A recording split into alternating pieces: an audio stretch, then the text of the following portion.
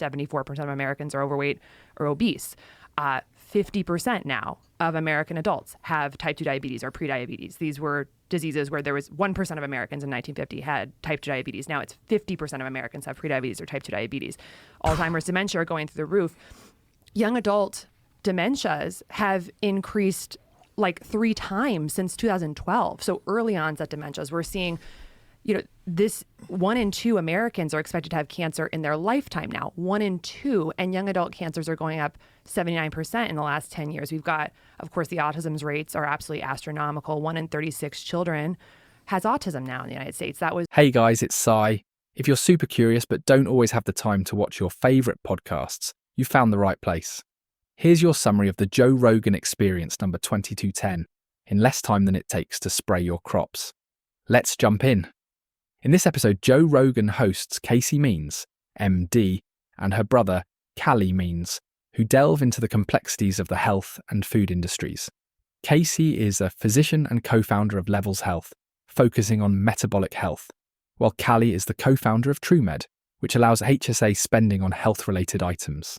The siblings, originally from Washington, D.C., share their journey from being part of the system they now critique to becoming vocal advocates for health reform. They discuss how their upbringing in a political environment shaped their early views on health policy. Their conversation with Rogan covers a broad spectrum, from personal anecdotes to systemic critiques. They emphasize how their initial support for food and pharmaceutical industries shifted as they delved deeper into the consequences of these policies on public health. The Means siblings expose what they perceive as deep-seated corruption in the healthcare system. They argue that the system is designed to profit from chronic illness rather than promoting wellness. The institutional design of the system, which was greatly impacted by Casey's awakening, is that it takes good people and gives them plausible deniability, Callie notes, illustrating how well-intentioned individuals can be misled by the system. I think one of the most disturbing things about it is how few people are speaking out when the data is so obvious. And then when you guys lay it out, and when people like Brigham Bueller or Andrew Huberman, when any of these people that are like very focused on what the problems are lay it out, the data is all there. But yet we're not being told this anywhere other than the internet. Right. It's only independent shows that don't rely on executives and networks where there's pharmaceutical drug companies advertising, or food companies, or any of these things. You don't hear any of this stuff. I mean, other than Fox News has allowed you guys on a few times, right? That's right. They're the only ones. Yeah. Well, kudos to them. Yeah, absolutely. It's a human issue, and the fact that people are willing to take money to not talk about one of the biggest problems that we have. I didn't even know about the childhood dementia thing or the young adult dementia thing. Well, type 2 diabetes used to be never Super seen, among kids in their career. Right. It used to be called early onset. They don't call it early onset anymore. As Casey said, 33% of young adults now have prediabetes. I mean, this prediabetes is not some isolated thing. It's the branch of the tree. It's cellular dysregulation. And every single disease is going down. Alzheimer's is now called type 3 diabetes. If you don't have prediabetes or diabetes, you have a very diminished chance of having Alzheimer's. And, so it makes total sense. But somebody from Harvard Medical School that specialized in Alzheimer's, their entire course load, their entire training, their entire focus is on accepting Alzheimer's, that it's there, that it's growing, and then figuring out marginal improvements for it. There's literally people that are the highest educated people in the world do not even understand what causes these diseases. They're just accepting that and making the cures for them, the marginal treatments. They criticize the pharmaceutical industry's influence on policymaking, suggesting that this leads to an overemphasis on medication over prevention. Examples include the promotion of opioids and now potentially Ozempic for children. They argue that this profit-driven model has led to a decline in overall health standards in America. The siblings stress the need for a systemic overhaul, pointing out how the current setup benefits corporations more than patients. Callie and Casey discuss how the food industry has contributed to the current health crisis. They detail how processed foods and sugars are engineered to be addictive, leading to widespread health issues like obesity and diabetes. You have these companies that are making billions and billions of dollars from making people addicted, Callie states, underlining the economic incentives behind unhealthy food production. the 1970s, and we have the advent of high fructose corn syrup, which, as Callie talks about, this preceded some of the mergers. But high fructose corn syrup is a weapon of mass destruction that basically food scientists used an understanding about hibernating animals like bears, who fructose is one of the only types of calories where instead of making you feel satiated, it makes you more hungry. And this is evolutionarily, and we knew this. In the fall, when animals are preparing for hibernation, and they start eating fructose-rich berries, they need to put on a ton of fat for winter. And so there's a feed-forward mechanism with fructose where it actually gets the bears to be hungry and even violent to outcompete other animals to get as many berries as possible in a short period of time to lay 3D print fat for winter. So you have the scientists understanding this and say, hey, we can make liquid fructose 1,000 times more potent than the fructose you'd find in berries. Same molecule, but in higher concentration. And we can add it to everything. We can add it to salad dressing. We're going to add it to ketchup. We're going to add it to children's school lunches. We're going to add it, obviously, to sodas. And we're going to make people insatiable. We're going to make their bodies and their brains think that they're preparing for winter that's never coming. And there has been research that shows that high fructose corn syrup is associated with violence, ADHD in kids, all of these different things. They talk about the historical context of dietary guidelines and how these have been influenced by corporate lobbying. The siblings also touch on the manipulation of scientific research to downplay the harmful effects of certain foods. They advocate for better education and labelling to empower consumers to make healthier choices. The conversation turns to the alarming rise of chronic diseases in the US, particularly those linked to metabolic dysfunction. They discuss how diseases like diabetes and Alzheimer's are not just individual health issues, but symptoms of a broader systemic failure. We're seeing this rise in metabolic dysfunction, Casey says, linking poor diet directly to these epidemics. We're one of the only countries in the world where the burden of proof for harm, like we allow these chemicals to just enter our food system. We have 10,000 chemicals in our food system. Europe, only 400, because they have to show that it's safe before they use it. We're allowed to use it, and then only if there's issues that crop up do people have to do research. So, there's this like ridiculous JRAS, generally recognized as safe designation, which is essentially a company self-assesses whether the chemical that they are creating is generally recognized as safe. No one's overseeing it. And Brigham talks about this, like compassion for the FDA. They're overwhelmed. There's a lot of stuff to do. It's kind of like a hoarder's house. Where do we even start? Like, I don't necessarily know if I buy that. I think that it's pretty bad and bought off that we have all these chemicals. But they basically just have to self-designate if it's generally recognized as safe, and then it can go into our food system. One thing that I find really interesting is like, that I really reflect on a lot is like, what is the difference between a food chemical and a drug? They're all just synthetic molecules that are made in factories, in labs by scientists. Do you know what the difference is? Intended use. So basically, if the intended use is for food, you can synthesize almost anything you want and put it in food. We are being mass drugged and poisoned in our food system with 10,000 virtually unregulated chemicals, which have bought off papers saying that they are safe. I mean, you look at what happened with all the Monsanto litigation about non-Hodgkin's lymphoma. They had to release this whole thing called the Monsanto papers. They were declassified, where they ghost wrote scientific papers saying that glyphosate is safe. So there's all this corruption in there where basically we have 10,000 unregulated chemicals in our food system and we're getting sick as hell, obviously. They critique the current healthcare model's focus on managing rather than preventing diseases.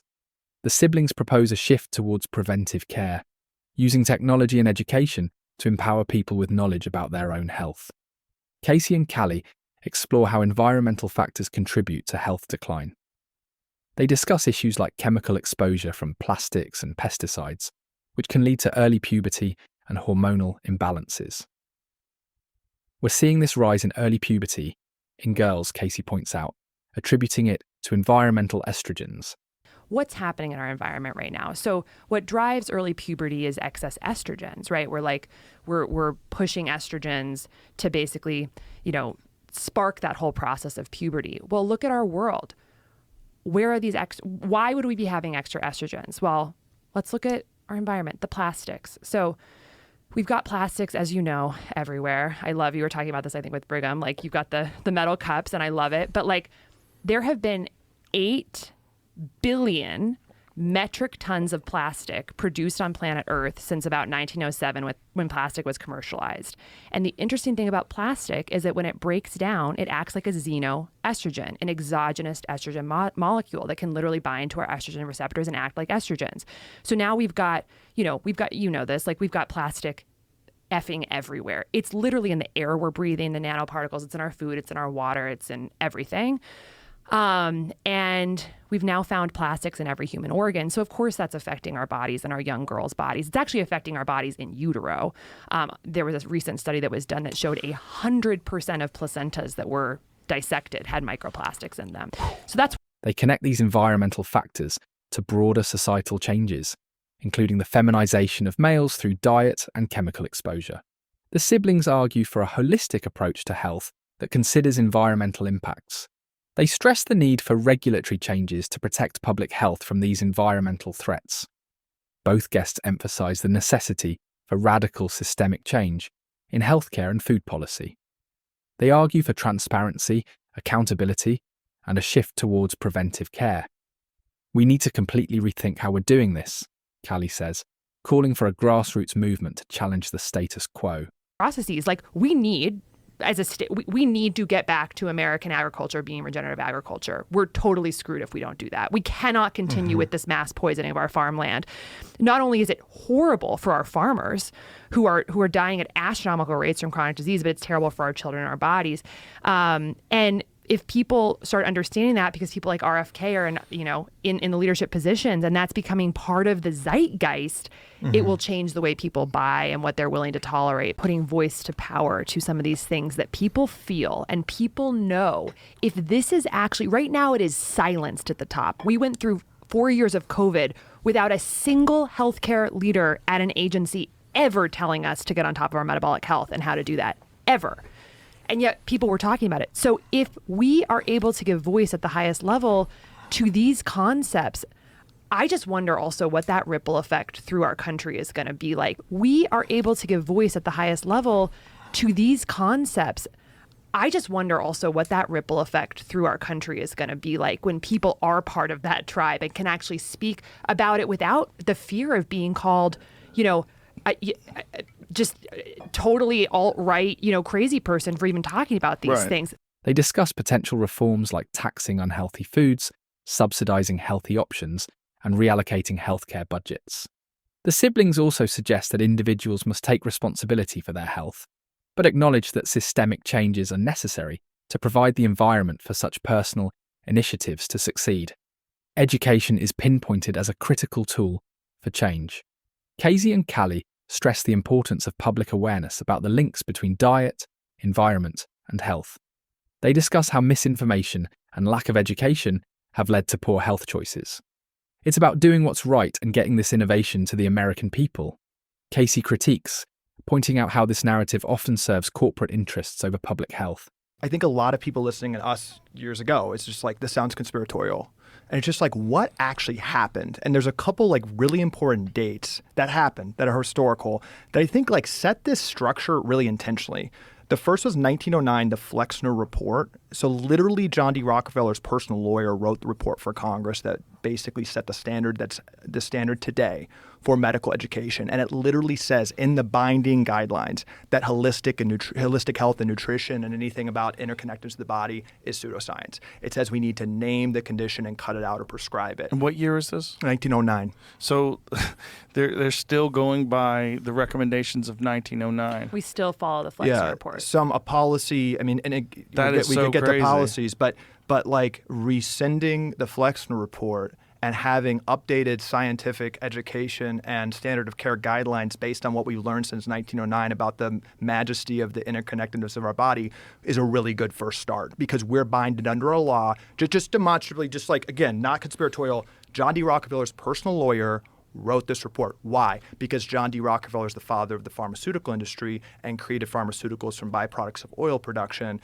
and was the first investor into Johns Hopkins and other major medical schools, University of Chicago, and started the modern education program for health. There were some big issues in the health, this was the Wild West, but he created Johns Hopkins and the standard of residency training as a way to silo diseases very intentionally and then prescribe his products and interventions as the top pharmaceutical maker. And the medical schools that he created were basically a distribution system to him. Okay. They advocate for education systems to include more about nutrition, biology, and environmental science to empower the next generation. The conversation includes ideas on how media, like podcasts, can play a role in spreading this vital information. The episode wraps with personal anecdotes from Casey and Callie about their awakenings and the actions they've taken since. They share stories of encountering resistance and enlightenment in their careers. I thought being a good young conservative was supporting the farm industry, supporting the food industry, Callie confesses, reflecting on his initial misconceptions. Globally, like there was something inside of me that was whispering and then speaking a little louder, and then finally was a deafening call to me that like something is not right. Like I'm working 8 hours a week. I'm operating, 2, 3, 4, 5 surgeries a day. And, in some ways I feel good about that. People, maybe their sinusitis is a little better for a little while. But fundamentally, when you pop up for just a second, which they don't want you to do in healthcare, everyone's working their tails off. But when you pop up for just a second and look around at what is happening to American health, children's health, health across the lifespan, as well as global health, it's a disaster. It's literally a disaster. And again, people will say that's alarmist, but in trying to understand, like, why don't I feel right about my work, I just started looking at the data in a different way. And I started to look at what was happening with health trends. And if you just kind of run through the list of what's happening, it's unbelievable. Like, we are getting destroyed, and it's very recent, and it's accelerating. The stats speak for themselves. You know this very well. 74% of Americans are overweight or obese. 50% now of American adults have type 2 diabetes or prediabetes. These were diseases where there was 1% of Americans in 1950 had type 2 diabetes. Now it's 50% of Americans have prediabetes or type 2 diabetes. Alzheimer's, dementia are going through the roof. Young adult dementias have increased like 3 times since 2012. So early onset dementias, we're seeing, this 1 in 2 Americans are expected to have cancer in their lifetime now, 1 in 2, and young adult cancers are going up 79% in the last 10 years. We've got, of course, the autism rates are absolutely astronomical. 1 in 36 children has autism now in the United States. That was 1 in 150 in the year 2000. And in California, where I live, it's 1 in 22, 1 in 22 with a lifetime neurodevelopmental disorder. We've got infertility going up 1% per year. 25% of men now under 40 have erectile dysfunction. A quarter of the country. This is fundamentally a metabolic disease. We've got 77% of young Americans can't serve in the military because of obesity or drug abuse. We've got autoimmune diseases. Some studies are saying they're going up 13% per year. It's really unbelievable. And I could go through so many more diseases. Of course, we've got heart disease, which is almost totally preventable. They call for listeners to engage more deeply with their health, question the status quo, and support movements for change. They end on a note of hope, suggesting that individual and collective action can lead to a healthier society.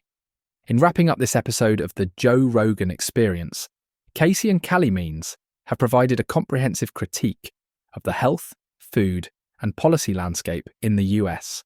Their insights challenge listeners to think critically about the systems they rely on for health, advocating for a shift towards prevention and personal responsibility within a supportive framework. Their conversation not only educates but also mobilises, encouraging everyone to take part in the transformation of health practices and policies. This podcast episode stands as a call to action against complacency in healthcare, urging a re-evaluation of how we view and manage our own well-being.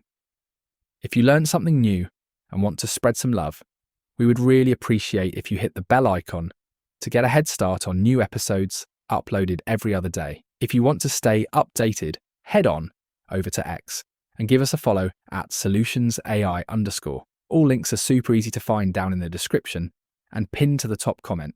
And most importantly, be sure to stay curious. See you next time. Sai out.